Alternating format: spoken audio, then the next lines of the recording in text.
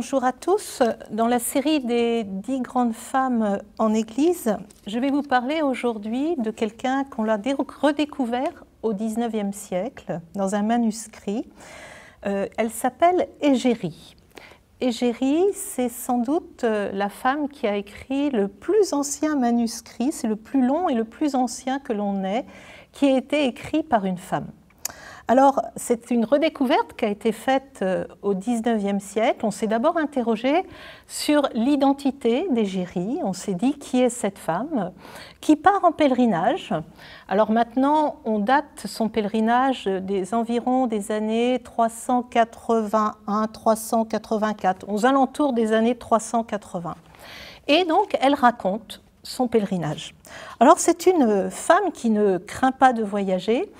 Alors, on ne sait pas si elle est d'origine espagnole ou si elle est plutôt de la région du Rhône, parce qu'à un moment donné, dans son ouvrage, elle compare les fleuves qu'elle rencontre, en particulier l'Euphrate, avec le débit du Rhône.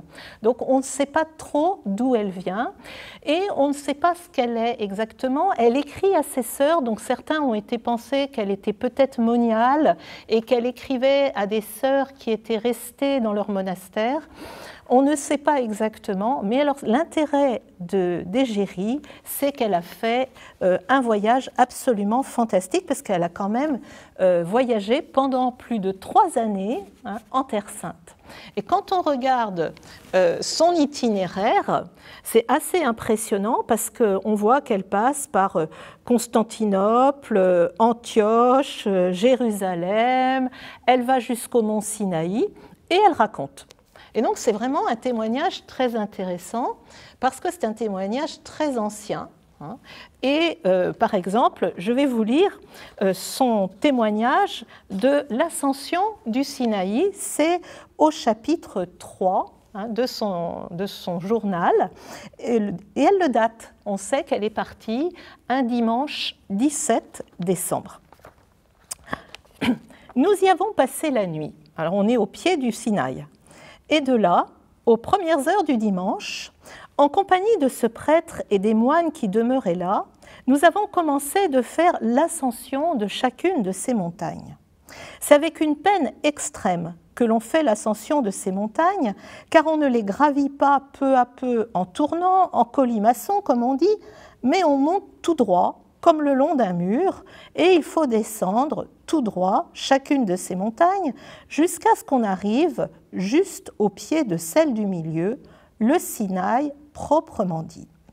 Ainsi assisté, selon le bon vouloir du Christ notre Dieu, par les prières des saints qui m'accompagnaient, et non sans beaucoup de peine, car il me fallait faire à pied une ascension absolument impossible à faire à dos de monture. Je ne sentais pourtant pas ma peine, et si je ne sentais pas ma peine, c'est que le désir que j'avais, je le voyais se réaliser selon le bon vouloir de Dieu. Donc vous voyez que c'est quand même, on est au IVe siècle, mais on a une femme qui ne craint pas de partir en pèlerinage, de risquer l'ascension du mont Sinaï pour découvrir finalement les lieux de la révélation, le mont Sinaï avec Moïse, et puis de redécouvrir aussi les lieux où a vécu le Christ. Parce qu'elle a passé un certain nombre d'années à Jérusalem. Elle nous raconte, par exemple, au chapitre 17, là on est en avril 384, comment elle va aller de Jérusalem à Antioche. Je lis le début du chapitre 17. Ensuite, au nom de Dieu, quelque temps après qu'il y avait déjà 3 années que j'étais arrivée à Jérusalem, donc vous voyez, elle a passé du temps à Jérusalem, que j'avais vu aussi tous les lieux saints où je m'étais rendue pour prier, et que de ce fait, j'avais maintenant l'intention de regagner ma patrie, j'ai décidé, selon le bon vouloir de Dieu, de me rendre aussi en Mésopotamie de Syrie pour visiter les saints moines, que l'on disait être là-bas très nombreux, et d'une vie admirable au-delà de toute expression, et pour prier au martyrium de saint Thomas apôtre.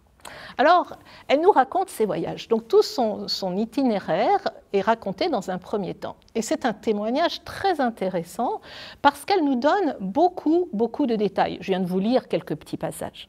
Mais surtout, Égérie est très précieuse pour les gens qui s'intéressent à la liturgie parce qu'elle a vécu 3 ans à Jérusalem et durant ces 3 ans, elle a vécu la Semaine sainte à Jérusalem. Et donc, grâce à Égérie, donc grâce à une femme qui a écrit cet ouvrage, nous savons, et c'est peut-être une des rares sources, nous pouvons avoir une idée de la façon dont on célébrait la Semaine sainte à Jérusalem au IVe siècle. Alors, je vais lire tout simplement le début de sa description du dimanche des Rameaux, qu'elle intitule, le début de la Semaine sainte, la Grande Semaine. Le lendemain, c'est-à-dire le dimanche, où l'on entre dans la semaine, qu'on appelle ici la Grande Semaine, lorsqu'on a célébré, depuis les chants des coqs, ce qu'il est d'usage de faire à l'Anastasis ou à la croix jusqu'au matin, le dimanche matin, donc, on se réunit, selon l'usage habituel, dans l'église majeure, qu'on appelle le martyrium. On l'appelle martyrium, c'est-à-dire du nom du martyr, parce qu'elle se trouve au Golgotha, derrière la croix, là où le Christ a souffert, d'où ce nom de martyrium. Et elle décrit ensuite tout ce que l'on fait. On arrive ensuite à la procession sur le mont des Oliviers. Elle décrit ce que l'on fait et elle décrit aussi la présence de l'évêque, la présence des prêtres, la présence des moines, des vierges. Donc on sait comment on célébrait et qui était présent. Alors je vous lis par exemple ce que fait l'évêque. Aussitôt après, l'évêque se lève ainsi que tout le peuple, puis du sommet du mont des Oliviers, on fait tout le chemin à pied. Alors, il faut se dire qu'on est dans des toutes petites distances, hein, on ne va pas très très loin. Tout le peuple va devant l'évêque avec des hymnes et des antiennes en répondant toujours « Béni soit celui qui vient au nom du Seigneur ». Et tous les enfants du pays, jusqu'à ceux qui ne peuvent pas marcher parce qu'ils sont trop jeunes et que leurs parents portent sur leurs épaules, tous tiennent des rameaux, qui de palmiers, qui d'oliviers, et ainsi on escorte l'évêque de la même manière qu'a été escorté alors le Seigneur. Donc vous voyez, c'est très intéressant parce que dans ce journal de voyage, on apprend, grâce à Égérie, qu'au IVe siècle, à Jérusalem, on célébrait déjà le dimanche des Rameaux, ce que l'on fait toujours aujourd'hui, et qu'effectivement, on utilisait des palmes et que l'on faisait une procession avec l'évêque, toutes les familles, les palmes à la main, et que l'on pouvait célébrer le dimanche des Rameaux. Alors, elle nous apprend beaucoup de choses.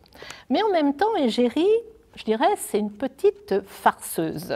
Parce que pour les chercheurs, elle a un petit défaut, c'est qu'elle dit toujours « pour le reste, on fait tout comme chez nous ». Ou alors, elle dit aussi souvent « et on fait comme il est l'habitude ».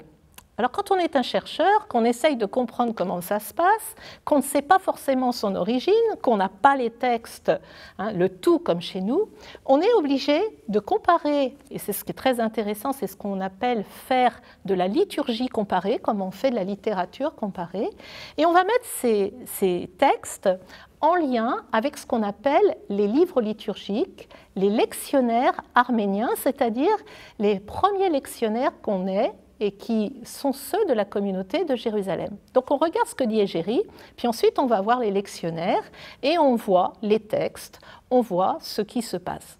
Et on essaye de comprendre, à l'aide de ce qu'elle raconte, et avec les lectionnaires qui nous indiquent les textes, comment se passaient les célébrations au début du IVe siècle, pardon, à la fin du IVe siècle, à Jérusalem. Alors, ce qui est intéressant à voir, par exemple, c'est quand elle décrit le Vendredi saint. Le Vendredi saint, elle nous donne la trace de la vénération de la croix. Et je vais terminer là-dessus en lisant le chapitre 37. avec une petite anecdote. Quand on les a placés sur la table, c'est-à-dire le morceau de la croix, l'évêque, assis, appuie de ses mains sur les extrémités du bois sacré et les diacres, debout tout autour, surveillent. Pourquoi cette surveillance ? Il est d'usage que tout le peuple s'approche et honore la croix. Et on raconte que quelqu'un, je ne sais quand, y a mordu et a volé un fragment du bois sacré. C'est pourquoi maintenant les diacres surveillent ainsi pour qu'aucun de ceux qui y approchent n'ose refaire de même. Petite anecdote, mais qui nous montre aussi qu'on adorait déjà la croix à Jérusalem au 5e siècle. Je vous encourage à aller lire le livre d'Égérie. Bonne journée et à bientôt pour un nouvel épisode de 10 femmes en Église.